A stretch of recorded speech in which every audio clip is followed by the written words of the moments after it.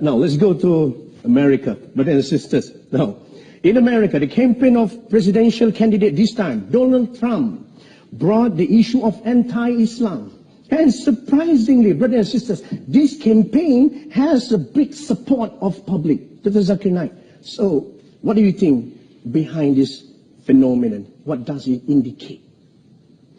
No, I believe that we find that anything which is popular, they do have enemies.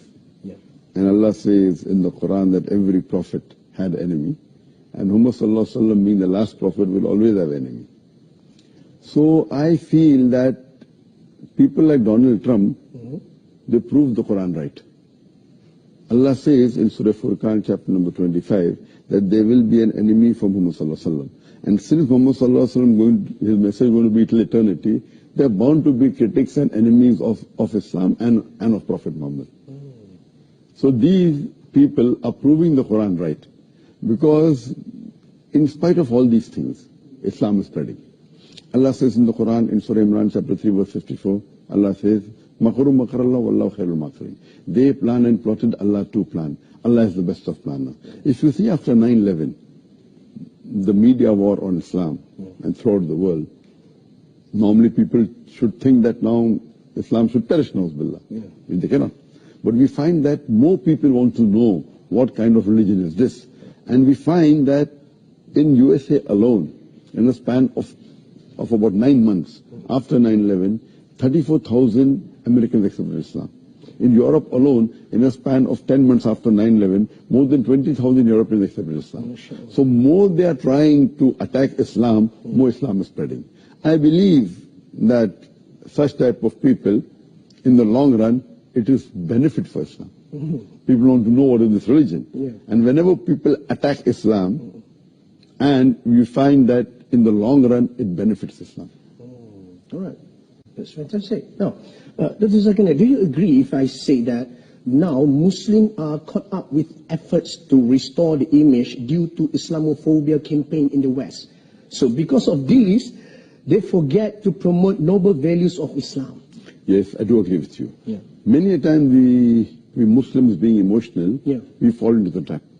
For example, we know what happened in the Danish cartoons. Danish. It is wrong what they did. We found that most of the Muslim organizations, they left everything what they were doing and they were concentrating on that. They were protesting. Fine, we should protest.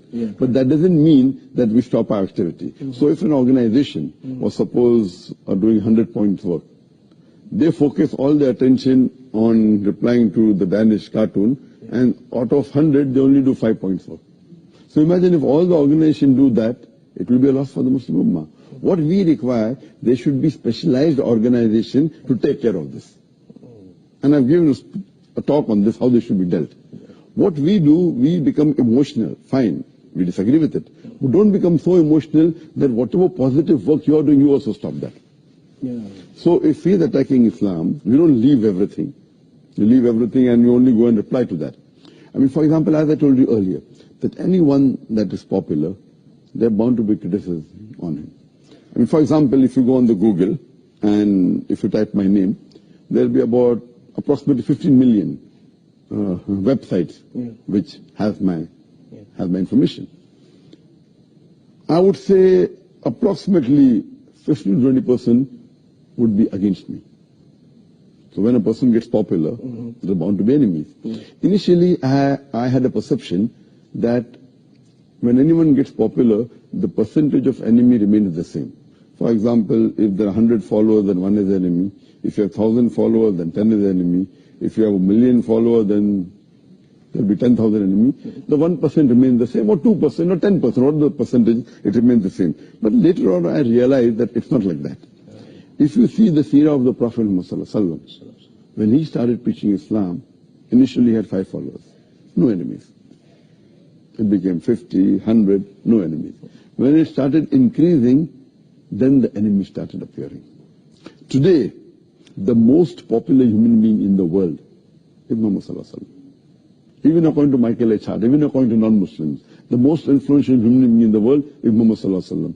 Today, if you know that there are about 1.8 billion Muslims, and maybe another 100 more million maybe non-Muslims who may be liking Muhammad sallallahu alaihi wasallam, you can say 2 billion Muslims who may be liking Muhammad sallallahu alaihi wasallam. But those who are against Muhammad sallallahu alaihi wasallam will be more than 2 billion. Yeah.